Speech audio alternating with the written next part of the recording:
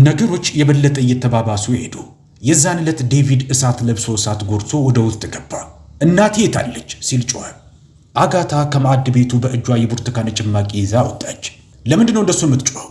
ዴቪድ በንዴት ጣቱን እየጠቆመ ለምን ለፍራንክ የአባታችንን ቤትና መኪና እንዲሸጥ ፍቃድ ሰጠሽው? አጋታ አይኖቿን አሽከረከረችና ዴቪድ በምታወራ ጊዜ ሁሉ መጮህ አለብህ? ትዕዛዝ የሰጠሁት ኩባንያውን ለማዳን ገንዘብ ስለሚያስፈልገን ነው ወይስ ሰው እንዲስቅብን ነው የምትፈልገው? ዴቪድ ቀረባት። ማማ ፍራንክ ነገሮችን በሚያስተዳድርበት መንገድ ኩባንያው ድጋሚ ለውድቀት እንደማይዳረግ ምን እንድታስብ ያደረገሽ? 10 ቤት ብንሸጥ እንኳ። አጋታ ፊቷን አኮሳተረች። እንደሱ ማውራትህን አቁም። ታላቅህ ነው፣ ክብር አሳየው። ክብር አልሽኝ ሲል ዴቪድ ጮኸ። መቼ እንደ ትልቅ ወንድም ሆነና ነው እሱ? እማዬ ችግሩ የጀመረው ከአባዬ ጋር ለዓመታት አብረው የሰሩ ሰዎችን ከሥራ አባሮ የማይረቡ ጓደኞቹን የተካ ጊዜ ነው። ኩባንያው ደህና እየሰራ ነበረ። ስለ ኩባንያው እድገት ቅንጣት ታክል ዕውቀት በሌላቸው የማይረቡ ጓደኞቹ እስከተተካ ድረስ አባታችን ገና ሳይሞት እንደሞተ ሁሉ ራሱን የሁሉ ነገር ባለቤት አድርጎ ለማሳየት ሲሞክር ነው። አሁን ደግሞ ይሄ አልበቃ ብሎ የአባታችንን መኪናና ቤት እንዲሸጥ ፈቃድ ሰጠሽ። ግን እኮ አንተም የሸጥከውን ሆቴል ብር አምጣ ስትባል እምቢ ብለሃል። እማዬ ፍራንክን ካላስቆምሽው የአባታችንን ንብረቶች ሁሉ አንድ በአንድ መሸጡን ይቀጥላል። ኩባንያውም አያድግም። በመሃላቸው ላፍታ ያህል ዝምታ ሰፈነ። እንደውም ለጠበቃው ለሚስተር ጆን ደውይለትና የአባታችንን ኑዛዜ ያንብብልን። ሁሉም ሰው በኑዛዜው መሰረት ያለውን ይወሰድ። ማንም የማንንም ንብረት አይነካም። አጋታ ላፍታ ያህል ዝም አለች። ከዛም ራሷን በመነቅነቅ እሺ ነገ ጠዋት እደውልለታለሁ። በማግስቱ ጠዋት 4 ሰዓት ላይ ሳሎኑ በሰዎች በሁሉም የቤተሰብ አባላቶች ተሞልቷል። በሩ ተከፍቶ የቤተሰቡ ጠበቃ ሚስተር ጆን በእጁ ከቆዳ የተሰራ የፋይል መያዣ ይዞ ቆመ። እንደምን አደራችሁ? የቺፍ ዊሊያም የኑዛዜን ቃል እንዳነበብላችሁ መጠየቃችሁን ሰምቻለሁ። አሁን ሲል ዴቪድ መለሰ። የእያንዳንዳችንን ንብረት ምን እንደሆነ ሁሉንም ነገር ከመጥፋቱ በፊት ማወቅ ፈልጋለሁ። ሚስተር ጆን ጉሮሮውን አጸዳና ፋይሉን ከፈተ። እንዳለመታደል ሆኖ አለ፣ አባታችሁ እስካሁን ምንም የጻፈው ኑዛዜ የለም።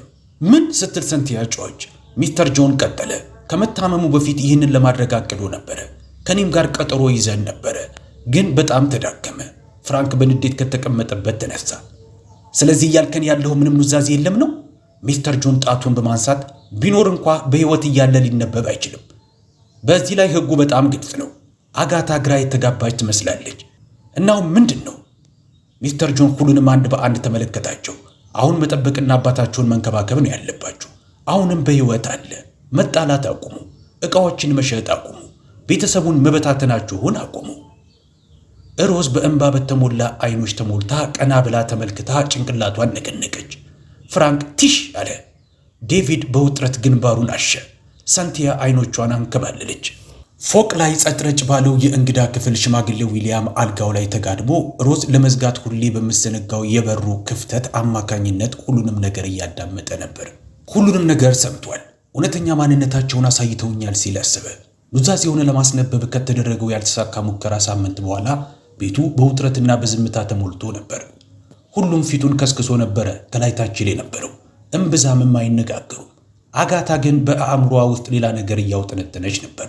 የዛን ዕለት ከሰዓት አጋታ ሽክ ብላ እየነዳች ወደ ሀብታሟ ጓደኛዋ ማርጋሪት ቤት ሄደች። በተገናኙ ጊዜ ልክ እንደ ድሮ የትምህርት ቤት ጓደኛሞች መግቢያው ላይ ተቃቀፉ።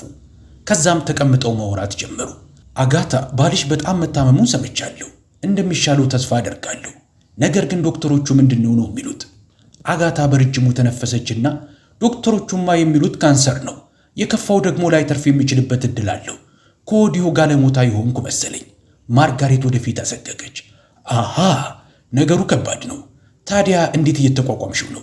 አጋታ እጆቿን አነባብራ ምኑን ነው የምቋቋመው? ያዘንኩ ብቻ እንዳልመስልሽ፣ ብቸኛም ሆኛለሁ። የማናግረው ማንም የለኝም፣ የሚያቅፈኝም የለም። ቀኑን ሙሉ ሲስል ነው የሚውለው ብታይ። ማርጋሬት ቅንድቧን ከፍ አደረገች። በከንፈሯ ላይ ትንሽ ፈገግታ አረፈ። ስለዚህ ከእንግዲህ ሊያስደስትሽ አይችልም ማለት ነው? አጋታ ድምጿን ዝቅ አደረገች። ስለሱም ሳስብ ነው የምውለው። ማርጋሬት ሳቅ አለች። ገና ወጣት ነሽ፣ ቆንጆም ነሽ። በአንድ በሽተኛ ሽማግሌ የተነሳ መሰቃየት የለብሽም። እኔ አንቺን ብሆን አንድ ወጣት ጠንካራ የሆነ ፍላጎቴን ሊያሟላልኝ የሚችል ሰው ፈልግ ነበረ። የአጋታ አይኖች አበሩ። ከሁለት ቀናቶች በኋላ አጋታ ከቤን ጋር ተዋወቀች። መልከ መልካም አማላይ ከሆነ በ30ዎቹ መጀመሪያ የዕድሜ ክልል ውስጥ ከሚገኝ ሰው ጋር። በምታዘወትረው ስፓ ውስጥ የጂም ኢንስትራክተር ወይም አሰልጣኝ ሆኖ በሚሰራ ጊዜ ነበር የተዋወቀችው። ስልክ ተለዋወጡ። ከዛም ብዙም ሳይቆዩ በከተማዋ ውስጥ በሚገኙ ሆቴሎች ውስጥ እየተቀጣጠሩ መገናኘት ጀመሩ። ቤን እንደ ንግሥት ተንከባከባት። ሁልጊዜም ውበቷን ያደንቅላታል፣ እግሯን ያሽላታል፣ ጣፋጭ ቃላቶቹንም በጆሮዎቿ ያንሾካሹክላታል። አንተን ከማግኘቴ በፊት እንዴት እንደኖርኩ አላውቅም ስትል አንድ ቀን አጋታ ነገረችው። ቤን ፈገግ አለና መፈቀር ይገባሻል ጣፋጯ እመቤት። ተሳሳሙ። ከዛ ቀን በኋላ አጋታ የታመመውን ባሏን ሙሉ በሙሉ ተወችው። ወደ ክፍሉ መግባት አቆመች። ምግቡን ማየት አቆመች። ሁሉንም ነገር ለሮዝ ተወችላት። አሁን ቀናቶቿ በደስታ ተሞልተዋል። በወይን በሜካፕ ከቤን ጋር ሆቴሎችን በመጎብኘት ሆኗል የሚያልፈው። ግን ነገሩ በዚህ አልቆመም። ቤንን በቅርቧ ማድረግ ፈልጋ ነበረ። ከዛም አንድ ቀን ጠዋት ቤንን ወደ ቤት ይዛው በመሄድ ሙሉ ቤተሰቡን አስደነገጠችው። ሁሉም በሳሎን ውስጥ ተቀምጠው ነበረ። ሁላችሁም ሚስተር ቤንን ተዋወቁት አለች፣ እጇን ትከሻው ላይ አድርጋ። አዲሱ የግል ሹፌራችን ነው። ሰንቲያ ፊቷን አዞረች። እማዬ ሹፌር ያለን መስሎኝ። አጋታ እጇን እያወዛወዘች አዎ አለን፣ ግን ቤን የግል ሹፌሬ ይሆናል። መሄድ የምፈልግበት ቦታ ሁሉ በምፈልገው ሰዓት ይወስደኛል። ፍራንክ ቀና ብሎ ቤንን ከእግር እስከ ራሱ ተመለከተ። ዴቪድ አይኑን አፍጥጦ ይበልጥ የግል አሸንጓሊትሽ ይመስላል ሲል አንሾካሾከ። ግን አጋታ ደንታ አልሰጣትም። ለቤት ሰራተኞቹ ለቤን ክፍል እንዲያዘጋጁለት አዘዘች። ፎቅ ላይ ቺፍ ዊሊያም ሌላ ማዕበል በቤቱ ውስጥ መነሳቱን ሳያውቅ ተጋድሟል። የዛን ዕለት ማታ የቤቱ ድባብ ክብድ ብሎ ነበር። ግን ሮዝ መተኛት አልቻለችም። እናቷን ፍለጋ ወደ ማዕድ ቤቱ ሄደች። የሳሎኑ መብራቱን ልብ አለች። ወደ ክፍሏ ለመመለስ ስትዞር እንግዳ የሆነ የሹክሹክታና የሳቅ ድምፅ ሰማች። በዚህም ልቧ እየመታ ሳቁ ወደ መጣበት ክፍል ባዶ እግሯን ሄደች። ከዛም የማቃሰት ድምፅ ሰማች። በሩን ከፈተችው። ያየችው ነገር ክው ብላ እንድትቆም አደረጋት። እናቷ አጋታ የቤን ጭን ላይ ተቀምጣ በከፊል ብቻ ለብሳ በጆሮአቸው ሲንሾካሾኩ አገኘቻቸው። ልክ እንደ ጎረምሳ እማዬ ስትላት አጋታ በድንጋጤ ዘላ ቆመች። ቤን በፍጥነት ሸሚዙን አፈፍ አድርጎ ያዘ። ሮዝ ጮኸች። ድምጿ በቁጣና በእንባዋ ይንቀጠቀጥ ነበረ። እማዬ ይሄ ምንድን ነው? እና የቀጠርሽው ሹፌር ይሄ ነው? አባታችንን ተዳክሞ ክፍል ውስጥ ተኝቶ ሳለ አንቺ ስታደርግ የምትዩ ይህንን ነው? ቤን ተንተባተበ። እኔ ውጣ ከዚህ ስትል ሮዝ ጮኸችበት። አሁኑኑ ይህንን ቤት ለቀህ ውጣ። ቤን በደንብ እንኳ ሳይለብስ እየሮጠ ወጥቶ ሄደ። አጋታ ለማውራት ሞከረች፣ ግን ሮዝ አቋረጠቻት። አባዬን የራስሽን ባል የተውሽው ለዚህ ነው? አጋታ መተንፈስ እያቃታት ምን እንዳደርግ ነበር የጠበቅሽው ሮዝ? ብቸኛ ነኝ፣ አባትሽም እየሞተ ነው፣ አያናግረኝም እንኳ። ከእንግዲህ የሮዝ ፊት በእንባ ቀላ። እማዬ አሁንም በሕይወት አለ። ያልተፈጠረ እኮ ነው የተውሽው። የራስሽን ደስታ አስበልጠሽ መረጥሽ፣ ሁሉንም ነገር ከሰጠሽ ወንድ ይልቅ። አጋታ ጣቷን ጠቆመች። ያየሽውን ነገር ለአንድ ሰው እንዳትናገሪ፣ ለወንድሞችሽም እንኳ አለቻት። ሮዝ ፊቷን አዙራ ወጥታ ሄደች። በማግስቱ ጠዋት ሮዝ ከአባቷ አጠገብ ተቀምጣለች። እንባዎቿ በጉንጮቿ ላይ የፈሰሱ ናቸው። ለራሷም እንዲህ ስትል አንሾካሾከች። ከእንግዲህ እርሱን እዚህ ማስቀመጥ ዋጋ የለውም። ማንም ሰው አይጨነቅለትም። ምናልባት በመንደር ውስጥ ያለ አንድ ነገር ሊረዳው ቢችል። እንባዋን ጠረገች። ጥቂት ዕቃዎችን ሸከፈች። ከሹፌሩ ጋር በሚስጥር አንዳንድ ነገሮችን አዘጋጀች። ሲመሽ ቺፍ ዊሊያምን ወደ ተወለደበት ሩቅ ወደሚገኝ መንደር ይዛው ሄደች። በመንደር ውስጥ ቺፍ ዊሊያም እንደደረሰ ቺፉ ታሟል የሚለው ዜና፣ ቺፉ ወደ አገሩ ተመለሰ የሚለው ዜና ሰፊ ቤተሰቡ፣ አጎቶቹ፣ የአጎቶቹ ልጆች፣ ታላላቆቹ፣ መንደርተኞቹ እንኳን ሳይቀሩ ሊቀበሉት ወጡ። አይ ይህ ሰው ለኛ በጣም ደግ ነበረ አለ አንዱ። የራሴን እርሻ እንጀምር ገንዘብ ሰጥቶኝ ነበር፣ ለማህበረሰቡ ትምህርት ቤትም ገንብቷል አለ ሌላው። ብዙ ነገር ተባለ። አንዲት አዛውንት ሴት አንድ የእጽዋት ባለሙያ አለ ጎበዝ የሆነ፣ የእርሱ መድኃኒት ከሆስፒታል ክኒኖችም በላይ ፍቱን ናቸው፣ ንጥራው። ቺፍ ዊሊያምን አይናችን እያየ ልናጠው አይገባም። ሮዝ በጣም ልቧ ተነካ። ባየችው ነገርም ተደነቀች። ስለዚህ አባቴን ብዙ ሰዎች ይወዱታል ማለት ነው፣ ግን የራሱ ቤተሰብ ጀርባውን ሰጠው ስትል አሰበች። በማግስቱ የእጽዋት ባለሙያው መጣ። ሽማግሌውን ተመለከተና ከዛም ወደ ሮዝ ፊቱን በማዞር ብቻውን ሊያናገረው እንደሚፈልግ ተናገረ። ሮዝ ወጥታ ሄደች። የእጽዋት ባለሙያው ከቺፍ ዊሊያም አጠገብ ተቀመጠ። በአይኖችህ ላይ ጥንካሬ እንዳለ ይታየኛል። የነገሩኝን ያህል አልደከምክም። ቺፍ ዊሊያም በረጅሙ ተነፈሰ። ምክንያቱም ስላልታመምኩ ነዋ፣ ካንሰር የለብኝም አሉ ቺፍ ዊሊያም። ሁሉም እቅድ ነው፣ ፈተና ነው። ፈተና? የእውነት ማንን እንደሚወደኝ ለማወቅ ረዳት የሌለኝ ብሆን ማን ከአጠገቤ እንደሚቆይ ለማወቅ ይህንን የሚያውቁት ዶክተሬና ጠበቃዬ ብቻ ናቸው። ከልጆቼም ከሚስቴም ከሁሉም ሰው ደብቄዋለሁ። ልባቸውን ማየት አለብኝ።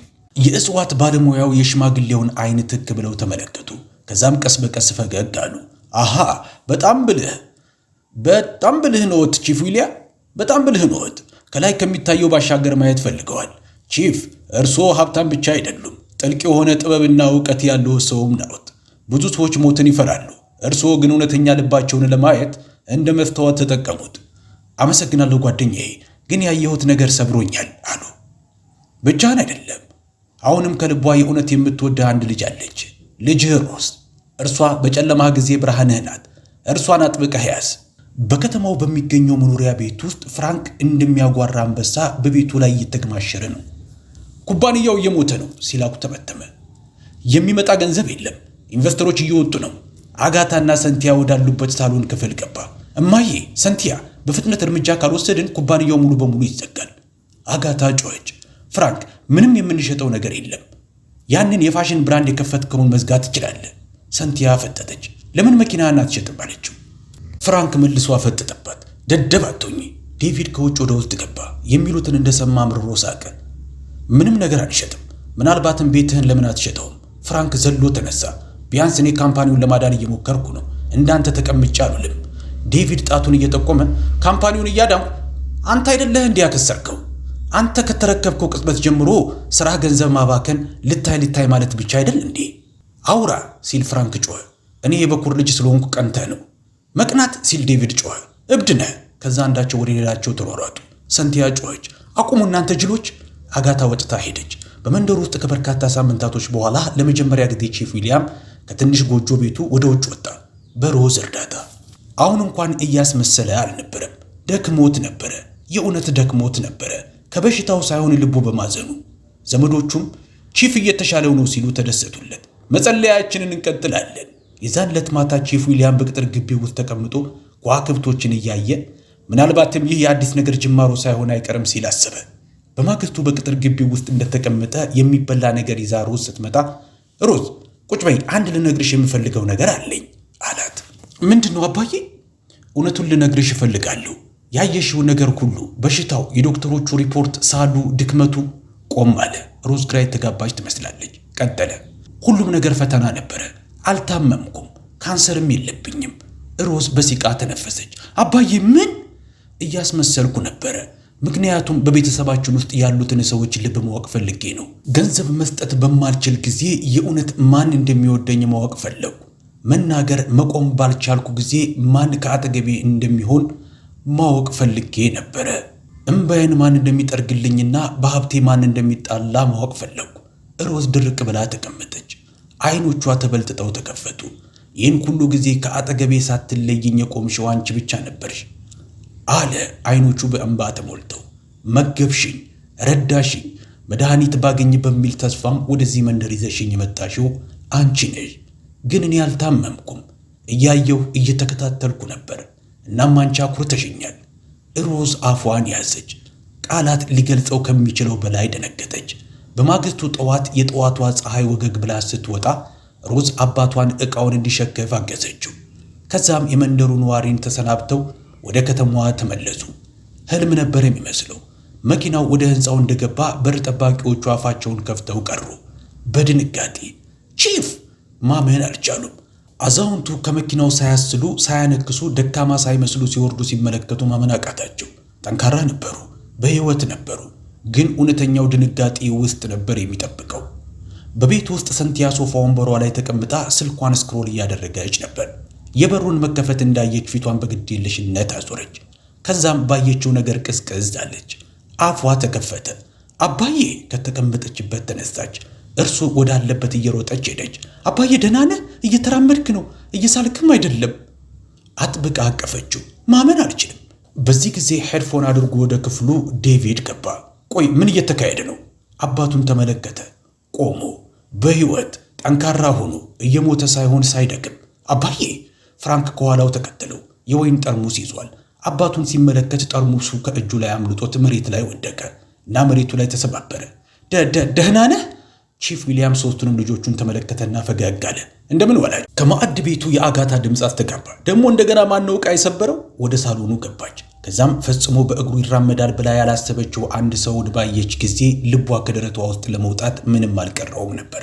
የኔ ውድ እንዳትወድቅ ግድግዳውን አጥብቃ ያዘች። ዊሊያም ላይ አፈጠጠች። እናም ከዛ ሮዝን ተመለከተች። ተሽሎሃል? ጠንካራ ነህ? በጥንካሬም እየተራመድክ ነው። ሮዝ ከአጠገቡ በኩራት ቆመች። እንኳን ደህና መጣ ወደ ቤት አባዬ አለች ረጋ ባለ ድምፅ ቅላጼ። ቺፍ ዊሊያም ጭንቅላቱን በወንታ ነቀነቀና ቀጥ ብሎ ወደ ዋናው መኝታ ቤት ሄደ። አንድም ቃል ሳያወጣ ሙሉ ቤቱ ጸጥ ረጭ አለ። ልክ የቀብር ስነ ስርዓት የተፈጸመበት አካባቢ ይመስል ነበር። ሁሉም ሰው ወደ ሮዝ ልክ እንደ ንብ ፊቱን አዞረ። ሰንቲያ እጇን ያዘቻት። እንዴት ይሄ ሊፈጠር ቻለ? ምንድን ያደረግሽው? ዴቪድም ጨመረ። ዶክተሩ የመጨረሻ ደረጃ ላይ የደረሰ ካንሰር ታማሚ እንደሆነና እንደሚሞት ነግሮን አልነበረም እንዴ? አሁን እኮ ምንም ነገር እንዳልተፈጠረ ነው እዛ የቆመው። እንዴት እንደዚህ ሊሆን ቻለ? ፍራንክ ጸጉሩን አከካክ አደረገ። ይሄ ተአምር መሆን አለበት አለ። አጋታን ሾካሾከች። እያለምኩ ነው መሰለኝ። ሮዝ አፈጠጠችባቸው። ምንም አይነት ተአምር አልፈጠርኩም። ለአባታችን የእውነት የሚያስፈልገውን ነገር ብቻ ነው የሰጠሁት። ፍቅርና ሰላም፣ እንክብካቤን የሰጠሁት። ሌላ ጥያቄ ካላችሁ ሂዳችሁ ራሳችሁ ልትጠይቁት ትችላላችሁ። ፊቷን አዙራ ወደ ፎቅ ወጣች። ፍጹም የሆነ ግራ መጋባቱ ውስጥ ናቸው። የዛን ዕለት ማታ ቺፍ ዊሊያም ብቻውን በክፍሉ ውስጥ ተቀምጧል። ካልጋው አጠገብ ያለውን መሳቢያ ከፈተው። ከዛም አንድ የሚያስደንቅ ነገር አወጣ። ትንሽ ጥቁር መሳሪያ ነበረ። የሲሲቲቪ ካሜራ ነበር። ካልጋው ስር ያለውን ሚስጥራዊ ሳጥን ከፈተው። ከዛም ሌላ 2 ተጨማሪ ካሜራዎችን አወጣ።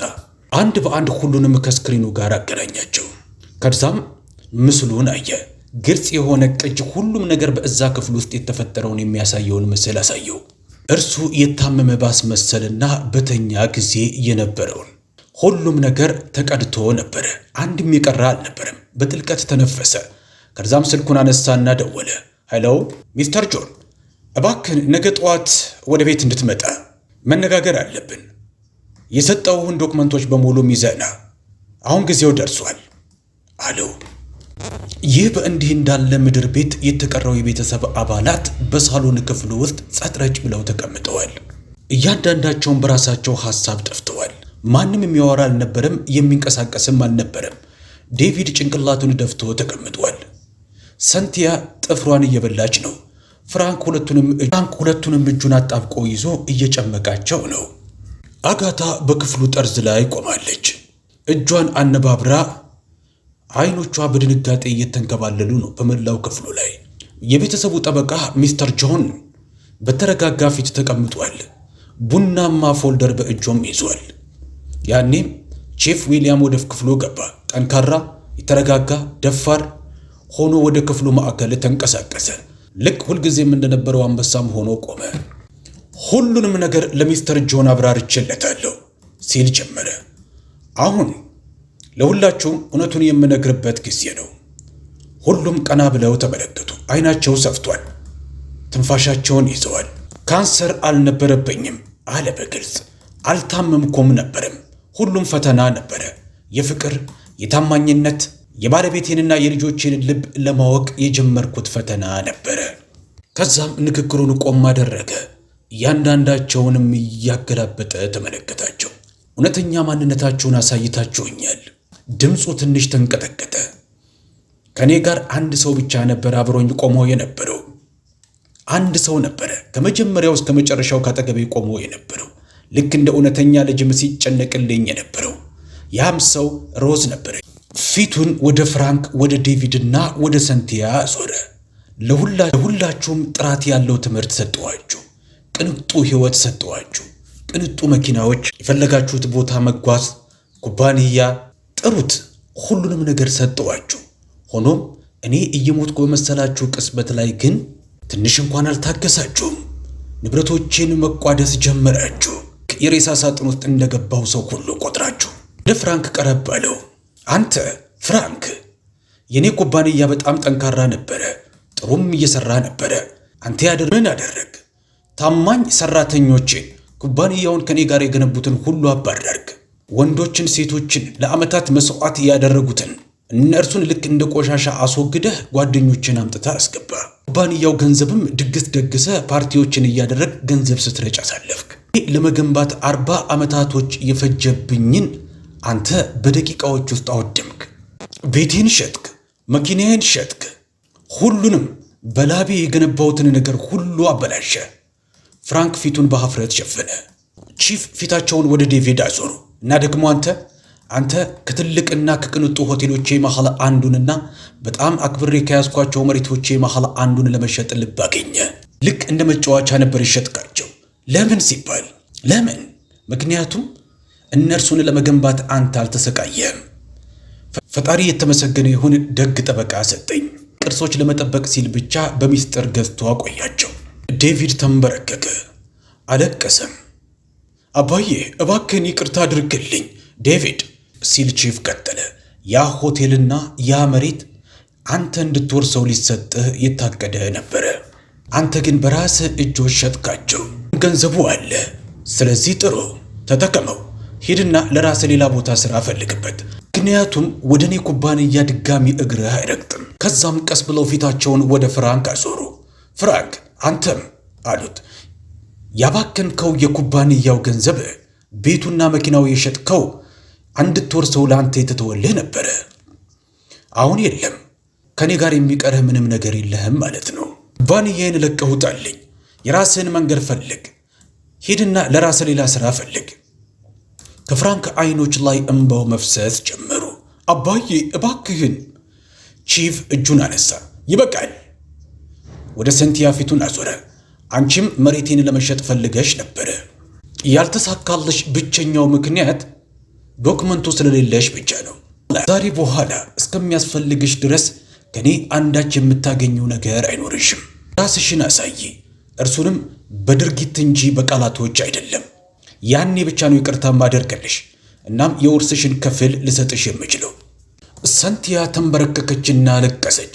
ቺፍ ከዛም ቀስ ብሎ ወደ ሚስቱ ዞረ እና ደግሞ አንቺ አጋታ፣ ያንን ሁሉ ነገር ካደረግኩልሽ በኋላ ያን ሁሉ ምቾት ፍቅርና ታማኝነት ከሰጠውሽ በኋላ አንድ ትንሽ ልጅ ወደዚህ ይዘሽ የመምጣት ጭንቅላት ኖረሽ?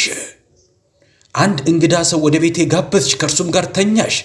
እኔ አልጋዬ ላይ የታመምኩ አስመስዬ በተኛው ጊዜ አጋታ ለመናገር ሞከረች። የኔ ውድ እባክህን፣ እኔ ያንቺ ውድ አይደለሁም ሲል ጮኸባት። ቤቴን ለቀሽ ለመሄድ 24 ሰዓት አለሽ። ዕቃሽን ሸክፊና ሂጂ። ከእንግዲህ ለአንቺ አንዳች ነገር ዕዳ የለብኝም። አጋታ ወለሉ ላይ ተንበረከከች፣ አለቀሰች። እባክህን እለምንሃለሁ፣ ይቅርታ አድርግልኝ። ግን ቺፍ ወደ ሚስተር ጆን ፊቱን አዞረ። ጠባቂዎቹን ጥራቸውና በሰላማዊ መንገድ ይህንን ክፍል ለቃ መውጣቷን እርግጠኛ ያሉ እስከ ወዲያኛው። ከዛ በኋላ ቺፍ ዊሊያም ፈገግ አለና የሮዝን እጅ ያዘ። ሚስተር ጆን፣ ለዛም እኮ ነው ዛሬ እንድትመጣ የጠየቅኩ። የቀሩኝ ንብረቶቼ በሙሉ ሀብቶቼ፣ ርስቶቼ፣ ቤቶቼ፣ ቢዝነሶቼ፣ የቀሩኝ ነገሮች ሁሉ አሁን የሮዝ ናቸው። ልጆቿ ቃሰቱ። ሰንቲያ ደንግጣ ቀጥ ብላ ቀረች። ፍራንክ ራሱን ለማረጋጋት ሲል የሶፋውን ጠርዝ አጥብቆ ያዘ። ዴቪድ በዝምታ ሆኖ አነባ። ቺፍ ንግግራቸውን ቀጠሉ። ሮዝ እውነተኛ ታማኝነት ያሳየችኝ፣ በእኔ ያመነችብኝ፣ ልክ እንደ ሕፃን ልጅ እኔ ረዳት የለሽ ሆኜ በተኛሁ ጊዜ የተሸከመችኝ እርሷ ብቻ ነበረች። ለዚህም የደግነት ተግባሯ ሲባል አሁን የሀብቴ ብቸኛ ወራሽ ናት። ወደ ሚስተር ጆን ድጋሚ ፊቱን አዞረ። በፍጥነት ውጤታማ ይደረግ። ሮዝ አዲሷ የኩባንያዬ ሥራ አስፈጻሚ አድርጌ ሹሜያታለሁ። ሁሉንም ሠራተኞቼን ጥሯቸው፣ በተለይ ፍራንክ ያባረራቸውን እነዛን ታማኝ ወንድና ሴት ሠራተኞቼን ወደ ቦታቸው እንዲመለሱ፣ ቦታቸውም ክፍት ሆኖ እየጠበቃቸው እንደሆነ ንገሯቸው። ሚስተር ጆን ፈገግ አለ። በሂደት ላይ ነው ጌታዬ አለ። ከአንድ ዓመት በኋላ ኩባንያው በድጋሚ ከምንጊዜውም የበለጠ ጠንካራ ሆኖ በሮዝ አመራር ስር አደገ። ቢዝነሱም ትርፉ ጨመረ። አዳዲስ ቅርንጫፎች ተከፈቱ። ሽልማቶችም ለጉድ ፈሰሱ። የቀድሞዎቹ ታማኝ ሰራተኞችም ተመልሰው በደስታ መስራት ጀመሩ። እመቤት ሮዝ እያሉ የሚጠሯት ጀመረ። እመቤት ሮዝ ጠቢቧ ይሏት ጀመረ። ቺፍ ዊሊያም በቢሮ ተቀምጦ በኩራትና በሰላም ተሞልቶ ልጁ የቦርድ ሚቲንጎችን ስትመራ ይመለከታት ይዘዋል። በራስ መተማመንና በጥበብ ተሞልታ ዴቪድና ፍራንክ ሌላ ቦታ ሥራ አገኙ። ሕይወታቸውንም ዳግም ለመገንባት ሙከራ አደረጉ። ሰንቲያ ለአባቷ እንደተለወጠች ለማረጋገጥ መሞከሯን ቀጥላለች። አጋታ ማንም ሰው ከእርሷ ድጋሚ የሰማ የለም። ነገር ግን ሮዝ አሁንም የተከበረች የተወደደች ሆና አዘልቃለች። ምክንያቱም ፈተናው በመጣ ጊዜ ፈተናውን በሚያብረቀርቅ ቀለማት አሸብርቃ ያለፈች ብቸኛ ልጅ እርሷ ነበረች። ቪዲዮውንም እስከ መጨረሻው የተመለከታችሁ ሰዎች ጨርሰናል በማለት በኮሜንት ላይ ጻፉልን። ቪዲዮውንም ከወደዳችሁት ላይክ እንዳይረሳ። ለቪዲዮም ለቻናሉም አዲስ ከሆናችሁ ቻናላችንን ሰብስክራይብ ማድረጋችሁን አትርሱ። ስለምትከታተሉ እናመሰግናለን። በሌላ ቪዲዮ እስከምንገናኝ መልካም ጊዜ